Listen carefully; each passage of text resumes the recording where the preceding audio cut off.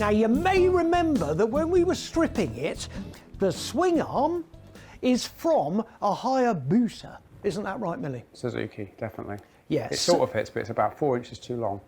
It's about 4 inches too long, but most importantly, it's wrong, because it ain't a Moto Martin swing arm. So, we have been on the phone, haven't we, Millie? Yeah. And we have talked to some German friends, yes?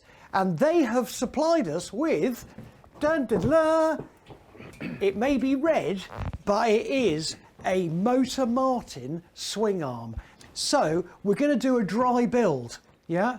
We're just going to make sure that all this lines up. We're going to put the Mocheck Moto Martin forks in, we're going to put the swing arm in, and we're going to have some fun, hopefully, putting the Martin wheels in. Right, let's get this swing arm in, shall we? Here we go. The new swing arm fits like a glove. This will be nickel plated, yeah, okay. I just don't want you to think for one moment that we're leaving it red. But the front end needs a bit of fiddling. Original Mocheck stickers, man, that takes me back. Freddie hadn't tried the original forks, but the good news is that everything's there. What are you doing now? You concentrating? I'm just eyeing up the centre. Look at his eyes when he's concentrating. Eyeing up the centre, and it looks in line. That's really good. The centre of this is right down the centre of there. Next task is to get those wheels on. Moto Martin's alley wheels might be heavy, but they were designed to take tubeless tyres for faster riding. Look, man, feast your eyes, we've got a rear wheel in.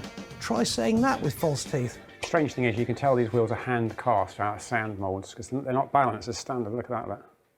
If that was an injection moulded wheel, that'd be almost perfect balance. It's a bit of motorcycling history. The front wheel is a little more fiddly, but it eventually goes in. I'll tell you what, Al, it's quite a small motorcycle, isn't it? Very short compared to what it was before. Isn't it? It was about 4 inches longer before.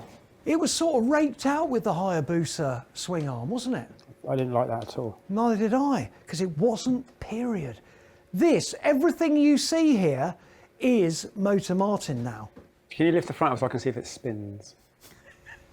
What, my head? It's getting heavier because it's getting more genuine Martin. That's fine, that's in the middle and it goes round. Okay, right, we're done. It's in the middle. I think I might have done something to me back. On go the Brembos, and we're done. Okay, so look, right, feast your eyes. We have ourselves a Moto Martin rolling chassis. It's very loose, there's an awful lot to do on it, but ostensibly everything fits, and that is proper exciting. It is. The rest is relatively easy.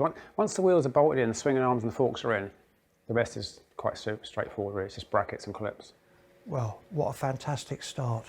Let the rebuild continue.